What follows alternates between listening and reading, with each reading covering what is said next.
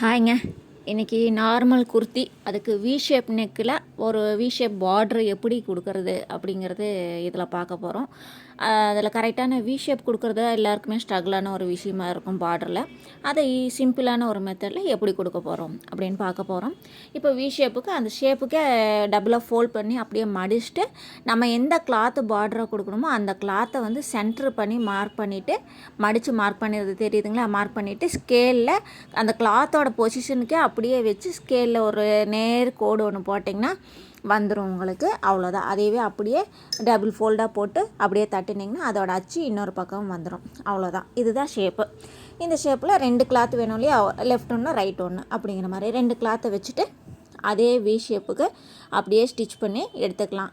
ஒரு ஸ்டிச் போதுனாலும் போடலாம், போதும். இல்லை டபுள் ஸ்டிச்சாக வச்சிங்கன்னா கொஞ்சம் ஸ்டிச் வந்து ஹெவியாக இருக்கும். கொஞ்சம் ஏதாவது ஓப்பன் வந்து போடும்போது எதுவும் கிளியாமல் இருக்கும். அதனால் டபுள் ஸ்டிச் போட்டுட்டு எக்ஸஸ் கிளாத்தை வந்து கட் பண்ணி எடுத்துக்கலாம். ரொம்பவே ஈஸியான மெத்தடு தான். பார்க்கும்போது கொஞ்சம் கன்ஃபியூஸாக இருக்கிற மாதிரி இருக்கும், ஆனால் ரொம்ப ஈஸியான மெத்தடு. ட்ரை பண்ணி பாருங்கள், உங்களுக்கே ரொம்ப பிடிக்கும். அட இவ்வளோ நாள் இந்த மாதிரி ஒரு மெத்தட் தெரியாமல் போயிடுச்சு அப்படின்னு ஃபீல் பண்ணுவீங்க. இது வந்து வி ஷேப் வந்து நார்மலாக வெறும் வி ஷேப் வந்து ஸ்டிச் பண்ணுறத விட இந்த மாதிரி ஒரு குட்டி பார்டர் கொடுத்து ஸ்டிச் பண்ணும்போது அது இனிமே ரொம்ப அழகாக இருக்கும். நான் தைச்ச சாரீக்கு இதே கிளாத்தை வந்து மேக்ஸி சாரீ ட்ரெஸ் ஒன்று ஸ்டிச் பண்ணதை பார்த்துருப்பீங்க. அதில் மிச்சமான கிளாத்தில் தான் குர்த்தி தைக்கிறேன். அப்படின்னா ஒரு மேக்ஸி ட்ரெஸ்ஸும் ஸ்டிச் பண்ணி அதில் ஒரு குர்த்தியும் வர்ற அளவுக்கு உங்களுக்கு கிளாத் மிச்சம் வருதா அப்படின்னு சொல்லிவிட்டு நீங்கள் தைக்க கொடுக்குற எல்லா டெய்லர்கிட்டையும் போய் சண்டை போடக்கூடாது. நான் வந்து பாட்டம் அந்த ஸ்கர்ட் டைப்பு வைக்கிறோம் இல்லையா, அந்த ஃப்ளீட்டு வந்து கொஞ்சம் குறைச்சிக்கிட்டு இன்னொரு டாப் வர்ற மாதிரி ஸ்டிச் பண்ணுறேன். எல்லா டெய்லரும் நீங்கள் ஒரு சாரீ கொடுத்து ஸ்டிச் பண்ணி கொடுங்கன்னு கேட்டிங்கன்னா ஃபுல் கிளாத்தையும் உங்களுக்கு வச்சு தைச்சி கொடுத்துருவாங்க. அதனால் கிளாத்து வந்து டெய்லர்ஸ் எல்லாம் எடுத்து வச்சுக்கிறாங்கன்ட்டெல்லாம் ஃபீல் பண்ணாதீங்க. நான் டெய்லர்ஸ் அவங்களே தைக்கும்போது கஞ்சத்தனமாக தைப்பாங்க. அதனால் கொஞ்சம் கிளாத்தை மிச்சம் பண்ணிவிட்டு அதில் வேறு ஏதாவது குழந்தைங்க இருந்தால் அவங்களுக்கு ஒரு ட்ரெஸ் தைக்கலாமே, இல்லை நமக்கே வந்து ஒரு ப்ளவுஸ் எக்ஸ்ட்ராவாக ஸ்டிச் பண்ணிக்கலாமே அப்படிங்கிற மாதிரி டெய்லர்ஸ் அவங்களுக்கு ஸ்டிச் பண்ணும்போது அவ்வளோ கிளாத்தை போடுறதுக்கு மனசு வராது. அதனால் கிளாத்தை கொஞ்சம் மிச்சம் பண்ணிவிட்டு அதை வந்து தைக்கிறது. உங்களுக்கு கஸ்டமருக்கு தைக்கிறது அப்படிங்கும்போது ஃபுல் சாரீ வந்து ஃபுல்லாக உங்களுக்கு ஃப்ளீட் வச்சு கொடுத்துருவாங்க. அதனால் இவ்வளோ துணி மிச்சமாகதா நம்மக்கிட்ட கொடுக்காம போயிடறாங்களான்ட்டு அந்த பயப்படாதீங்க. அதையும் சொல்லிடுறேன். போய் டெய்லர்கிட்டையில் சண்டை போடக்கூடாது, சரியா? சரி, வி ஷேப் வந்துருச்சுங்களா? வி ஷேப்புக்கு ஸ்டிச் பண்ணி முடிச்சுட்டு இப்போ வந்து கிளாத்தை வந்து டாப்புக்கு வந்து தைக்க போகிறோம். டாப்பில் ஆல்ரெடி வி ஷேப்புக்கு கட் பண்ணியிருக்கோம். அதுக்கு எந்த அளவுக்கு வேணுமோ சென்ட்ரு பார்த்துக்கோங்க. ஸ்டிச் பண்ணி முடித்தோம்னா எப்படி வரும் அப்படின்னு காமிக்கிறேன், பார்த்துக்கோங்க. இந்த மாதிரி தான் ஸ்டிச் பண்ணி முடித்ததும் அதுலேயே வந்து ஒரு பார்ட்ரு மாதிரியே உங்களுக்கு வந்துடும். இந்த மாதிரி தான் வரும் உங்களுக்கு. வச்சு பார்த்துக்கோங்க. அப்போ அந்த வி ஷேப்போட சென்டரும் நம்ம வச்சுருக்கிற பார்டரோட சென்டரும் ஒன்றா வரணும். அந்த மாதிரி வச்சுக்கிட்டு அந்த நீடில் வந்து கரெக்டாக சென்டரில் வைக்கணும். நீங்கள் கொஞ்சம் தள்ளி பின்னாடி போனாலும் உங்களுக்கு அதை திருப்பும்போது ப்ராப்ளம் ஆயிரும். கரெக்டாக சென்டரை பார்த்து வச்சுட்டு அப்படியே ஸ்டிச் பண்ண ஆரம்பிச்சிங்கன்னா உங்களுக்கு அழகு போல் வந்து பார்டர் அதில் போய் சீட் ஆயிரும். இப்போ வந்து ரைட் டு ரைட் வச்சு ஸ்டிச் பண்ணுறோங்க, ஓகேங்களா? நம்ம வந்து வி ஷேப் வந்து ஒரே கிளாத்துலங்கன்னா ஃப்ரண்ட் அண்ட் பேக் எப்படி மாறினாலும் பிரச்சனை இல்லை. ஆனால் ரைட் சைடில் வச்சு ஸ்டிச் பண்ணுறோம், அதை ஞாபகம் வச்சுக்கோங்க. ராங் சைடில் கிடையாது. அப்போ அந்த சென்ட்ரு வி ஷேப்புக்கு அந்த கழுத்து இந்த வந்து ஷேப்புக்காக அந்த கார்னர் கட் பண்ணுவோம் இல்லையா, அதே மாதிரி கரெக்ட் கார்னர் கட் பண்ணணும். எக்ஸ்ட்ராவாக கட் பண்ணிடாதீங்க. உங்களுக்கு எக்ஸ்ட்ராவாக கட் பண்ணிடுவோன்னு பயமாக இருந்தால் அந்த சிஸ்ஸருக்கு நடுவில் உங்களோட ஒரு விரலை வச்சுக்கோங்க. அப்போ என் விரலை கட் பண்ணிக்க சொல்கிறீங்களான்னு சொல்லாதீங்க. அப்படி வச்சுக்கிட்டிங்கன்னா கிளாத் எக்ஸ்ட்ராஸாக கட் பண்ணுற மாதிரி இருந்தால் கூட டப்புக்குன்ட்டு அமுத்திட்டோம்னா கூட துணி மொத்தமும் வெட்டிடுவோம். அதனால் நம்ம விரலை இடையில வச்சுக்கிட்டோம்னா ஏதாவது டக்குன்னு நம்ம அமுத்திட்டோம்னா கூட நம்ம விரலில் பட்டு நின்றுக்குமே தவிர கிளாத்து டேமேஜ் ஆகாது. அதுக்காக சொல்கிறது, ஓகேங்களா? சரி, அதே மாதிரி அப்படியே துணியை திருப்பி அடிச்சிங்கன்னா உங்களுக்கு வி ஷேப் அவ்வளோ அழகாக கரெக்டாக வந்துடும். நீங்கள் பார்டர் இவ்வளோ அழகாக எப்படி வச்சோம் அப்படின்னு நீங்களே வந்து ஃபீல் பண்ணுவீங்க. அந்தளவுக்கு குவாலிட்டியான பார்டர் வந்து உங்களுக்கு கிடச்சிரும். பின்னாடி ஓவர்லாக் மிஷின் இருந்தால் ஓவர்லாக் போட்டுருங்க. ஏன்னா பிசுறு அடிக்கும் இல்லையா சாரீ கிளாத்து, பிசுறு அடிச்சிடும். அதனால் ஓவர்லாக் போட்டுக்கோங்க. அப்படி ஓவர்லாக் இல்லைங்கிற பட்சத்தில் அந்த இடத்துல துணி ஏதாவது கொடுத்து அடிச்சுக்கோங்க. ஓவர்லாக் இல்லைன்னா எப்படி கிளாத்து கொடுத்து அடிக்கிறதுன்ட்டு ஒரு வீடியோ போட்டிருப்பேன். அந்த வீடியோ பார்த்துட்டு அதே மாதிரி தைச்சிக்கோங்க. பார்த்துருப்பீங்க ஆல்ரெடி. ஸ்டிச் பண்ணிக்கோங்க. அவ்வளோதான். நெக்கோட பொசிஷன் முடிஞ்சிச்சு. அதுக்கு பார்ட்ரு கொடுக்குறதோ இல்லை ஸ்டோன் வச்சு டெக்கரேஷன் பண்ணுறதோ நீங்கள் வேறு ஏதாவது பண்ணுறதோ அது உங்களோட விருப்பம். அது ஆல்ட்ரபிள் நீங்கள் பண்ணிக்கலாம். நான் வந்து என்னோடய சுடிதாருக்கு பண்ணியிருக்கிறேன். அதை நீங்கள் நான் போட்டு காமிக்கும்போது பார்ப்பீங்க. இப்போ கிளாத்து ஸ்லீவுக்கு வந்து வந்தாச்சு. ஸ்லீவுக்கு வந்து நம்ம என்ன சைஸ் வேணுமோ அந்த சைஸ்லேருந்து அதிகமாக எடுத்துக்கணும். 10 இன்ச்சு வேணும் அப்படின்னோம்னா 16 இன்ச்சு, 20 இன்ச்சு அப்படிங்கிற மாதிரி நீங்கள் என்ன சைஸு ஸ்லீவ் எடுக்கிறீங்களோ அந்த சைஸ்லேயே இன்னொரு மடங்கு அதிகமாக நீங்கள் எடுத்துக்கணும். அப்படி எடுத்திங்கன்னா தான் கரெக்டாக இருக்கும்.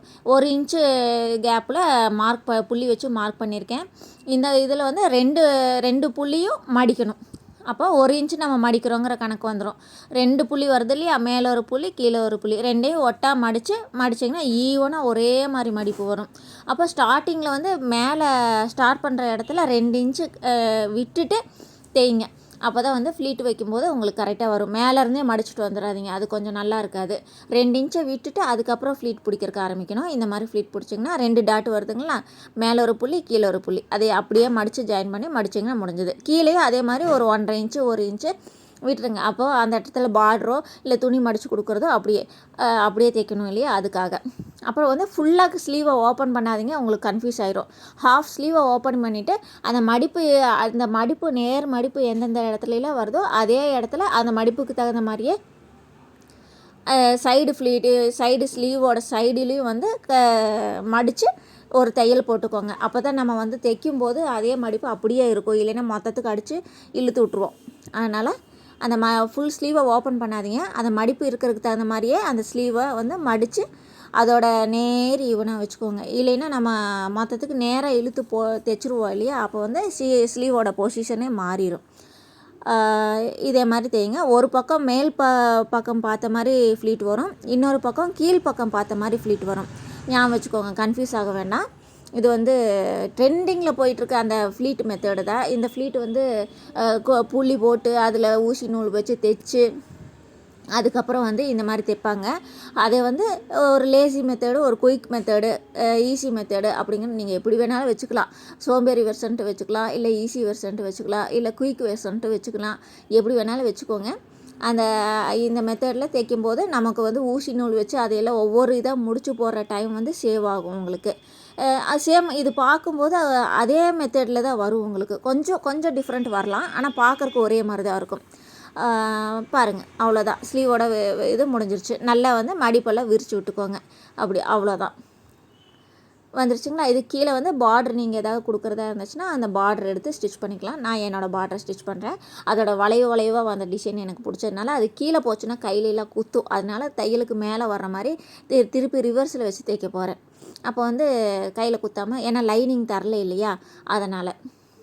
ஸோ லைனிங் தரலைங்கிறனால. அதே மாதிரி இந்த ஸ்லீவ் தைக்கும்போது வந்து இது ரொம்ப டைட்டாக ஸ்டிச் பண்ணிக்காதீங்க. 1/2 இன்ச்சு லூஸாகவே வச்சு தேய்ங்க. ஏன்னா அந்த ஃப்ளீட்டெல்லாம் இருக்கும்போது நீங்கள் ரொம்ப டைட்டாக போட்டுக்கிட்டிங்கன்னா போட முடியாது. போட்டுக்கிட்டீங்கன்னா அப்படின்னு சொல்கிறதோட போட முடியாது. அதனால் நீங்கள் 6 இன்ச்சு வைக்கிறீங்கன்னா 6 இன்ச்சு வச்சுக்கோங்க, இல்லை 5 இன்ச்சு வைக்கிறீங்கன்னா 5.5 இன்ச்சு வச்சுக்கோங்க. 1/2 இன்ச்சு அதிகமாகவே வைங்க. அப்போ தான் அந்த ஃப்ளீட் வந்து போடும்போது கொஞ்சம் ஈஸியாக இருக்கும். இல்லைன்னா போடுறதுக்கு சிரமமாக போயிடும். நீங்கள் பார்டர் கொடுக்கலாம், இல்லைன்னா வெறும் கிளாத்தையே மடித்து கூட இந்த இடத்துல தைச்சிக்கலாம். நான் பார்டர் கொடுத்துருக்குறேன். அதோட ஃபினிஷிங்கை பார்த்துக்கலாம். அந்த தையல் மேலே வராமல் தையலுக்கு மேலே கொஞ்சம் தள்ளி மடிச்சுக்கிறேன். அப்போ தான் வந்து பார்டர் கொஞ்சம் அதிகமாக தெரியும். தையல் போட்டுக்கலாம். அதுக்கப்புறம் ஒரு கீழ் பகுதியில் ஒரு படிமான தையலும் போடணும், அதையும் போட்டுக்கலாம். ரொம்ப ஈஸியாக தாங்க இருக்கும். பார்க்கும்போது கச்ச நிறைய ஒர்க் பண்ணுற மாதிரி தெரியும். ஆனால் வந்து ஸ்டிச் பண்ணி பாருங்கள். ஒவ்வொரு ஸ்டெப்பாக வந்து வீடியோ நிறுத்தி கூட நீங்கள் ஸ்டிச் பண்ணி பாருங்கள். ரொம்பவே ஈஸியாக இருக்கும். ஈஸி மெத்தடு தான், கஷ்டமே கிடையாது. புதுசாக இப்போ தான் நான் தைச்சே பழகிறேன், எனக்கு புரியல அப்படின்னு சொல்கிறவங்க கூட இந்த வீடியோ பார்க்கும்போது ரொம்ப ஈஸியாக புரிஞ்சிடும். அவ்வளோதான். ஸ்லீவ் எடுத்து அப்படியே தூக்கி ஜாயின் பண்ண வேண்டியது தான். அந்த ஷோல்டர் ஜாயிண்ட் வர்ற இடத்துல ஒரு கிளாத்து கொஞ்சம் எக்ஸஸாக தான் இருக்கும். அதனால் ஷோல்ட்ரு ஜாயிண்ட் வர்ற இடத்துல ஒரு ஃப்ளீட்டு 2 ஃப்ளீட்டு கொடுத்து தைச்சிக்கிட்டோம்னா அந்த பஃப் ஸ்லீவ் வந்து ஃபுல்லாக வர்ற மாதிரி உங்களுக்கு வந்துடும். இல்லைன்னா அந்த இடத்துல வந்து தனியாக செட் ஆகாத மாதிரியே போயிடும். அதனால் அப்படியே தைச்சிட்டு வரும்போது அந்த தையலோட ஸ்லீவோட சென்ட்ரு தையல் போட்டிருக்கோம் இல்லையா, அதோட சென்டரும் பாடியோட ஷோல்ட்ரு ஜாயிண்ட்டோட சென்டரும் வந்து உங்களுக்கு ஒரே இடத்துல வரணும். கொஞ்சம் தள்ளி வந்துச்சுன்னா ஒரு ஃப்ளீட் வச்சுக்கோங்க. தள்ளி வரணும். அப்போ தான் வந்து ஸ்டிச் பண்ணும்போது அங்கே இடத்துல ஒரு பஃப் வச்ச மாதிரி வரும். இல்லைன்னா ரொம்ப ப்ளைனாக போன மாதிரி வந்துடும். அந்த இடத்துல 2 ஃப்ளீட்டாவது குறைஞ்சது வரணும். இல்லைன்னா அதிகமாக வருதுன்னா தப்பில்லை, எவ்வளோ வருதுனாலும் வச்சுக்கோங்க. நான் வந்து அளவாத்த துணி, அதாவது டாப்பு இன்னொரு மேக்ஸியும் தைச்சிட்டு இன்னொரு குர்த்தியும் தைக்கிறதுனால இருந்த கிளாத்துக்கு தகுந்த மாதிரி தான் நான் எடுத்திருக்கேன். அதனால் 2 ஃப்ளீட்டு தான் எனக்கு வந்துச்சு. உங்களுக்கு அதிகமாக வருது அப்போ தப்பு இல்லையா அப்படின்னா 10 ஃப்ளீட்டு 20 ஃப்ளீட் வந்தாலும் வைங்க, ஒன்றும் தப்பு இல்லை. நீங்கள் எந்த அளவுக்கு ஃப்ளீட் வைக்கிறீங்களோ அந்த அளவுக்கு வந்து ஸ்லீவ் வந்து இன்னும் அழகாக வரும். அவ்வளோதாங்க. ஃபினிஷிங் பாருங்கள், நெக்கோட ஃபினிஷிங். நான் பார்டர் வச்சுருக்கேன், ஸ்டோன் வச்சு ஒரு பேட்ச் ஸ்டோன் வச்சுருக்கேன், அது இடத்துல நாட் போட்ட மாதிரி ஒரு டிசைன் வரட்டும்னு வச்சுருக்கேன். ஸ்லீவ் பாருங்கள் எவ்வளோ அழகாக வந்திருக்கு. பாடியும் வந்து உங்களுக்கு எந்த லூஸும் வராமல் ஸ்ட்ரக்சர் ரொம்பவே நல்லா வந்திருக்கு. ஒரு நல்ல ஷேப்போடு இருக்கிற ஒரு பொண்ணுக்கு போட்டாங்கன்னா இனி நல்லாயிருக்கும். இந்த கலர் எல்லாருக்கும் சூட் ஆகும்னு நினைக்கிறேன். உங்களுக்கு பிடிச்சிருக்குன்னு நினைக்கிறேன். கமெண்ட் பண்ணுங்கள், மெசேஜ் பண்ணுங்கள், வீடியோவுக்கு லைக் பண்ணுங்கள். டாட்டா.